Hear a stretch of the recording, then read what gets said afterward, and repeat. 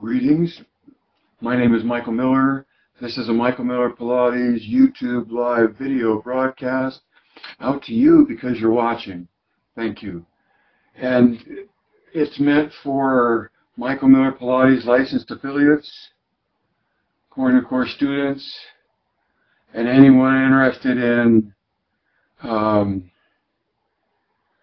point of the broadcast, which is to survive as a Pilates instructor. And just as a Pilates instructor, only as a Pilates instructor, that you don't, for whatever else you can, fold into and blend into your work, that my hope is you have a fundamental capability to make a living in your capacity as a Pilates instructor.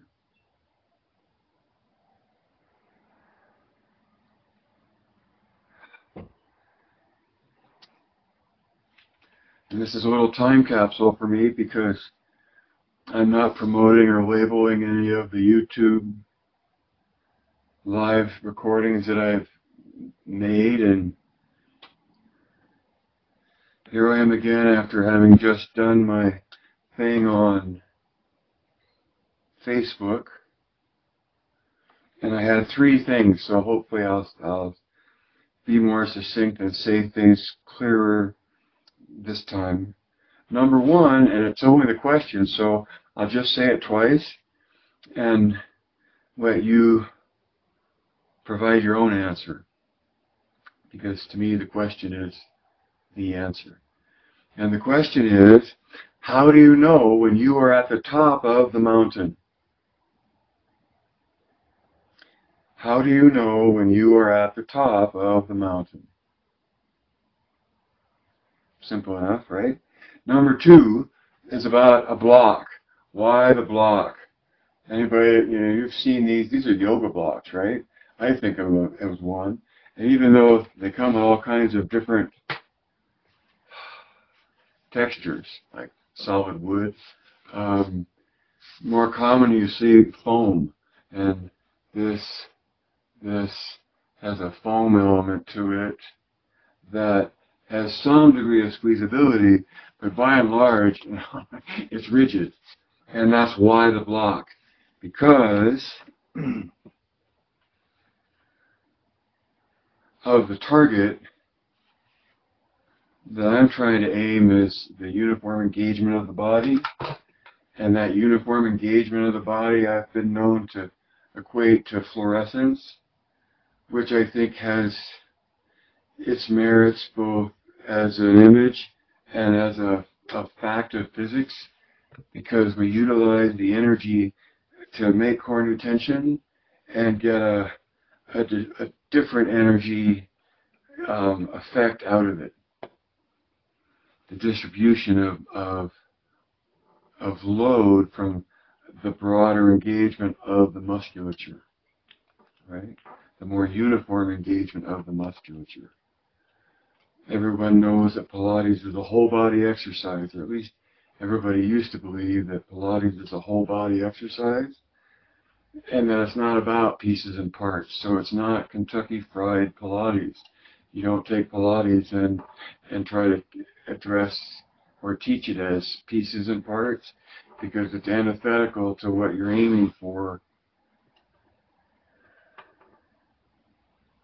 So as soon as you start doing pieces and parts, it's okay, but you're headed toward therapy rather than the complete coordination of body, mind, and spirit.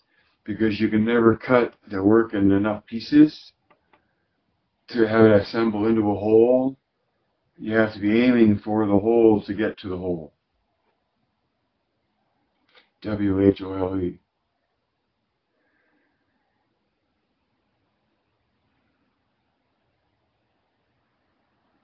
So the examples I'm sharing with you now. A lady I took as a client. I was a visiting guest instructor, and she was a familiar client to the studio, and we went to the Cadillac, and she said to me, Don't make me try to do the roll up. I can't do a roll up. I can't. I was, okay, no problem. And we went through, fundamentals of whatever kind and headed into some of the 100 to explore that and develop crescent sternum. And for me, it was also establishing an endpoint of tension at the ankle and pulling in the stomach against the pushing out of the heel, dorsiflexion, right? And the timing of the pushing out through the heel and when the exhale happens, and there this lady was at one point flat on her back and just following the cueing I was giving her, rolled straight up. And I didn't even let the moment linger because my job is to act as an instructor and to take that person back into their cave to re-engage their effort to control their own movement through space, right? And so we went on to something else, and it was nice to make a good impression with a student that had their mind set one way and found themselves in contradiction to their presumption about what they were capable of.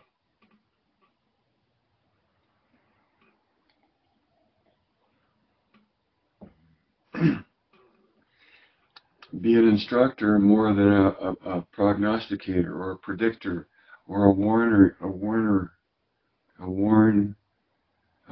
producer about what's coming.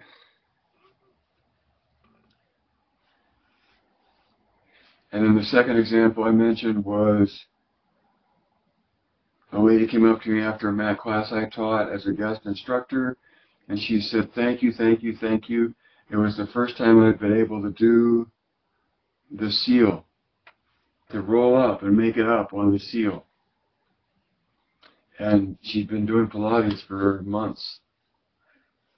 And again, there's all that preparation, and you come along, but the order of your cueing is critical to the effect that you have, that your student has, and their movement, the degree of control and what they can and can't do. And so in the seal,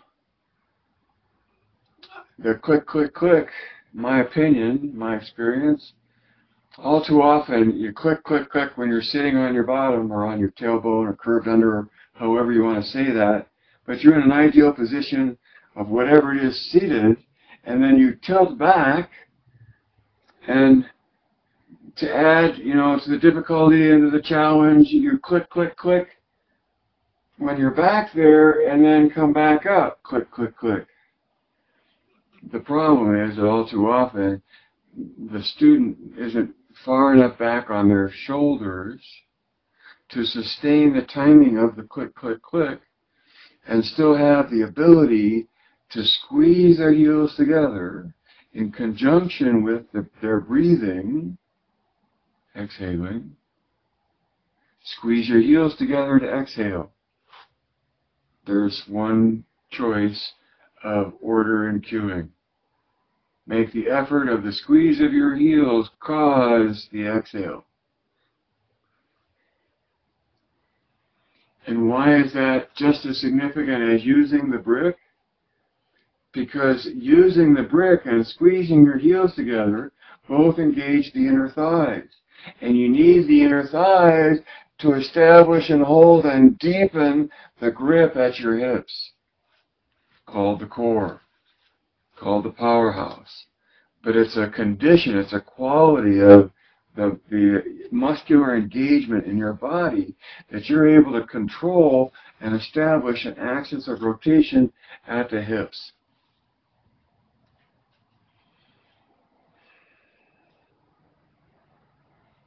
And that axis is an endpoint if you're just looking at it as a point.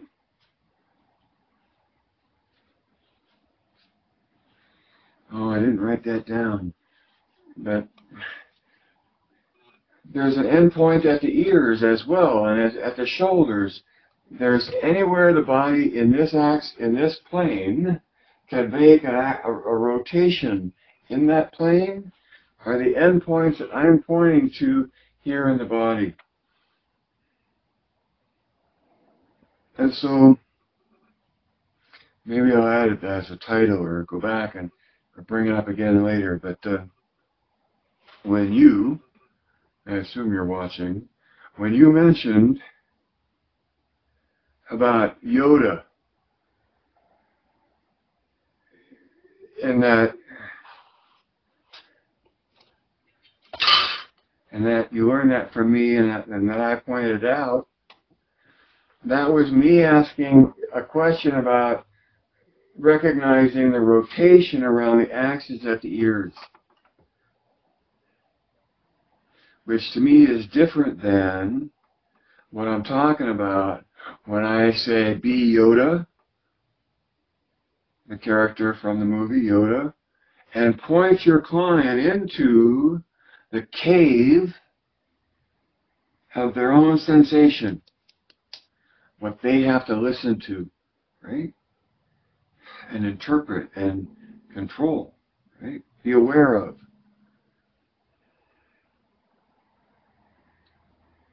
That has to do with the ears, and Yoda is all about being the observer, the listener, and concentrating by being in the cave of your own sensation. It's like the bridge of the Starship Enterprise would be flying blind without sensors. Our body, our mind flies blind without sensors. And so on this merry-go-round of what we're covering, the subject is, the target is, what's the target? The experience. In Michael Miller Pilates, the brand, we profess, from our point of view, that there's an ideal within Joe's original work that leads to or points to an experience that he defines and tells you how to get there.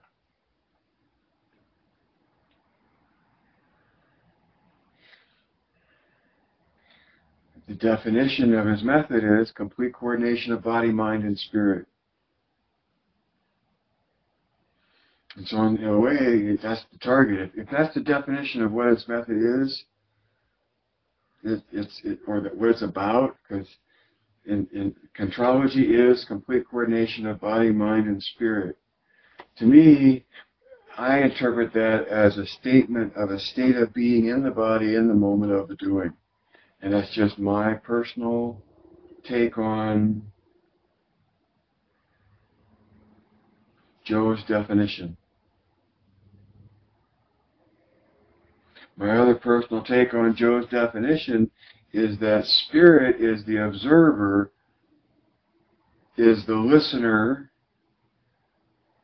is the concentrator,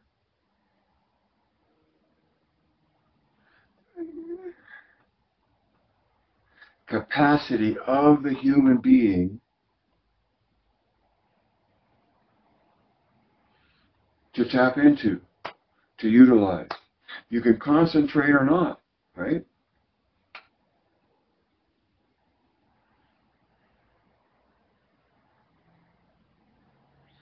To me, doing Pilates is a matter of wanting to pay attention, because there's something to pay attention to that you can feel, right? And that you can idealize in your mind to enhance the status or the quality of that feeling. And now here's a question for you. What feeling can you discern the quality of?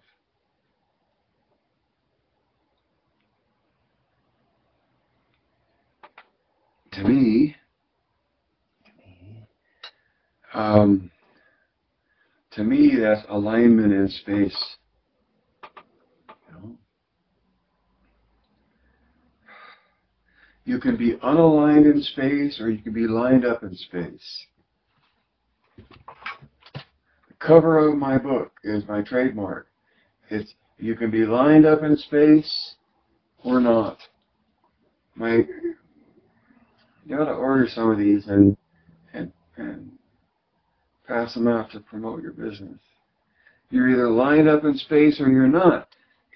Gravity is the issue. See, gravity is the issue. I said that wrong. I said that wrong. Gravity forces the issue of alignment. There we go, right? And the great thing about alignment is that it's perceptible. It's perceptible.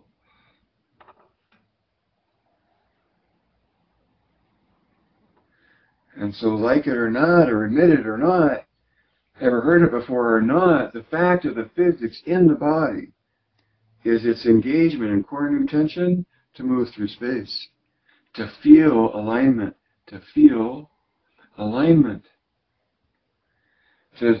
trigger from the tension that you create. So, from the tension that you create, you see that? From the tension that you create, you trigger an effect of uniform usage, of fluorescence. And that effect of fluorescence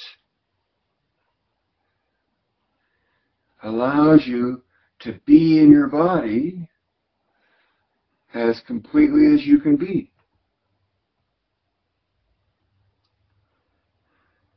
Now, when Yoda's eyes grow big,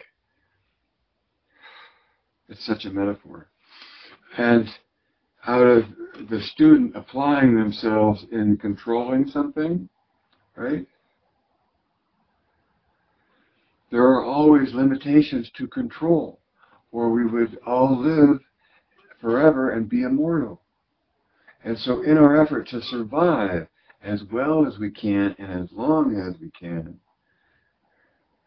the way in which we inhabit our body, the way in which we make tension in our body, influences how heavy we are in space as we move through space.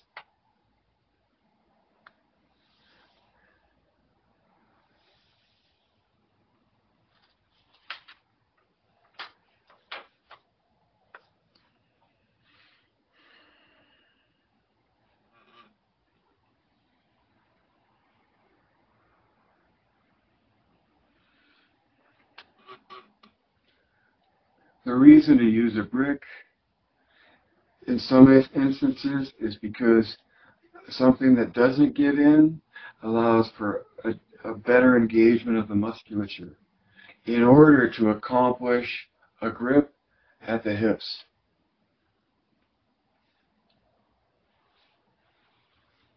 Magic circles are nice and have more range, but there is something to be said for an object that's more rigid than a spring or a sponge, right? And that, of course, then takes me to, why are we using this? Well, we're using it to get more engagement, right? To get more muscular involvement. And to that end, we're after establishing control. And in michaelmillerpilates, control is establishing the capacity of a grip at the hips. And once you realize that you're engaging a grip at the hips, and that the oppositional rotation of the shoulders that reverses again at the ears comes into play in distributing load throughout the body.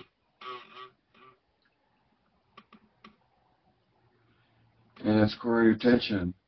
And there are several avenues of active exploration for having a a realistic mathematical equation for coronary tension.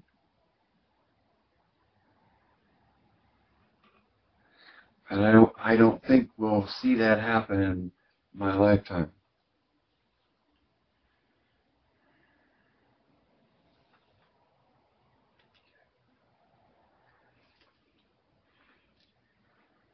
So whether you're squeezing a brick or a magic circle, you're doing something or using a tool that influences muscular activity or engagement in the body. Yes? Because to go from lying down to standing up in order to walk and run and fly away needs muscular engagement. And as a Pilates instructor, you're interested in distributing load through oppositional tension between endpoints. Is how I'd say it, right? That makes sense to you, doesn't it? And so in your mat work, especially, to explore Joe's literal definition of locked knees, pointed toes in the mat work in his book, right? At least feel the difference between locked knees, pointed toes, and knees that aren't unlocked because there's an active endpoint of tension at the metatarsals. Okay? Know what it's like to step outside of classical in one regard, meaning unlocking knees and creating endpoint of tension at metatarsals, in order to pursue more purely, I think, the promise of uniform development. So always compare two ways to do something, and the one way to compare both of those is, well, Joe said this way, yes, and Joe also said this. And so compare in your own body the quality of what is your target. Your target is control, right? And that's what I use to clarify different ways of doing things or different approaches or different views, and it is such an ethereal art to be a good Pilates instructor.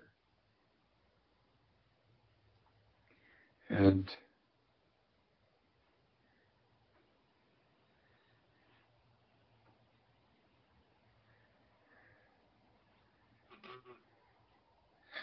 for me, it's also easy and perhaps a major cop-out because all I do is say it's an experience, and I'm reaching for the complete coordination of three capacities within the human being: their body, their mind, and their listener, their thinking and their observing.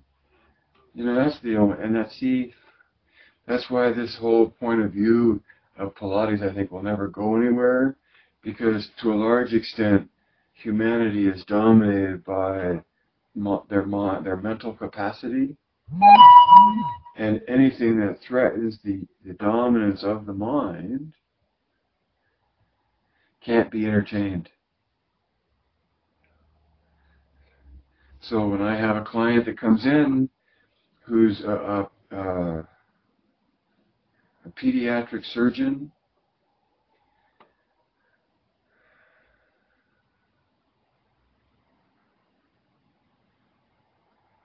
and I don't mean to pick on them, and I shouldn't.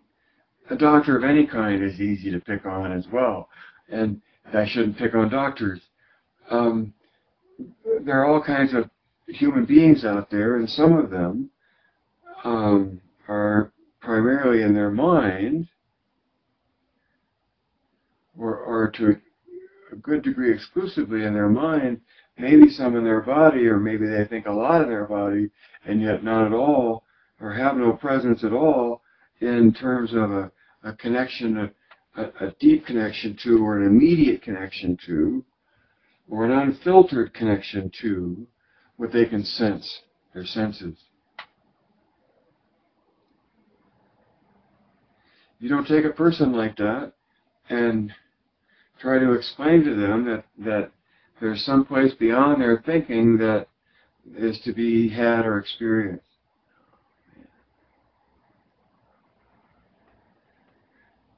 You give them an experience that, without recognizing it, takes them out of their mind or forces them to listen to their body in conjunction with their mind. You achieve Pilates with them, like ringing a bell over and over again. And it's that complete coordination of body, mind, and spirit.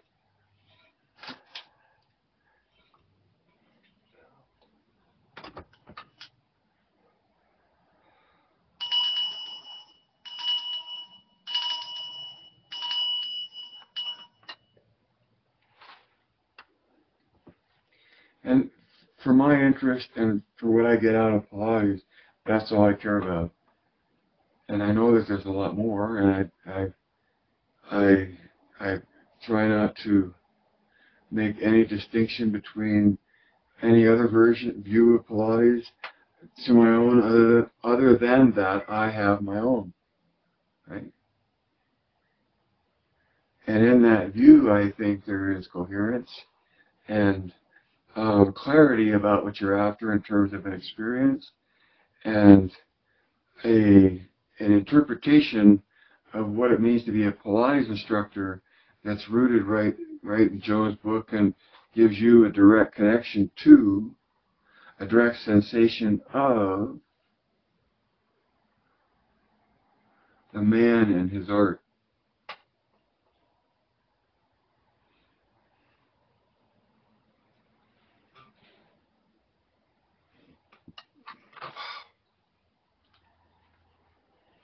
Oh, I guess that's what I was headed toward as the finish, is that my view of Pilates doesn't need to be anybody else's, can't be anybody else's. And I'm just so grateful that I've been able to find a home insofar as an attachment to a view, like the view that I have of Long's Peak. I'm attached to that, I guess. It's at least nice to have for as long as you have it. And my attachment to my view of Pilates is nice to have for as long as I have been able to have it.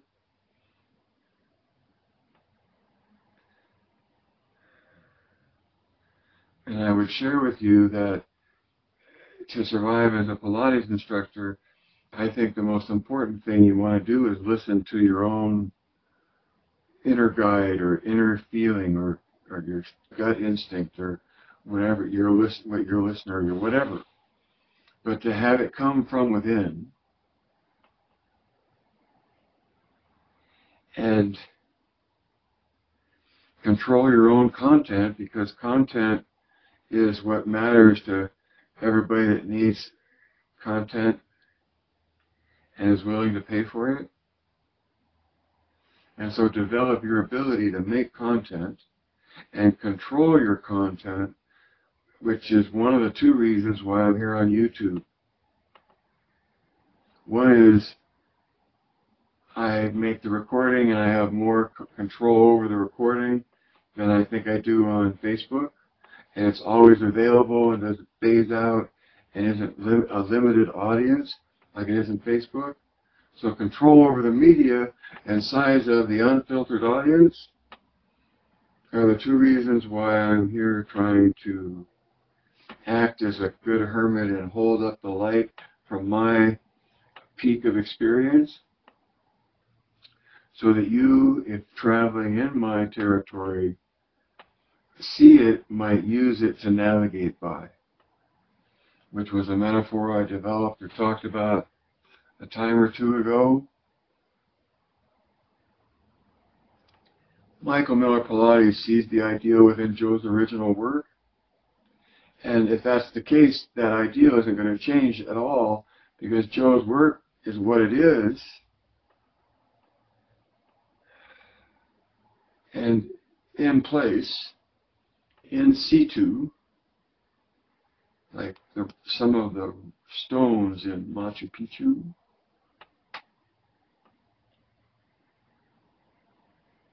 And hopefully whatever mortar or stone I've added brings out the point of the stones in their original position, which only observation of participation can bring you to. That's way too much. You have to do it to be connected to it.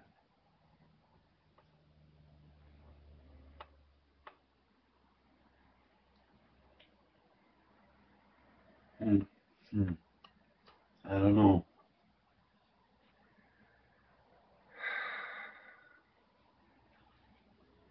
It's such a big audience, and maybe this is the only time you've been engrossed by me having something to say. I hope I said it well enough today, and more than likely I'll be back trying to take another pass around the merry-go-round so that you're that much more familiar with what I have to say, so that you'll own it in your own right and in your own sensation, and that will help you survive as a Pilates instructor.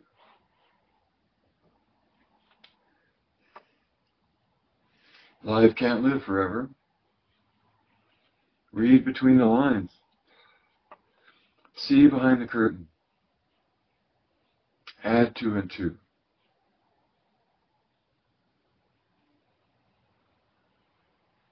Direct your thinking.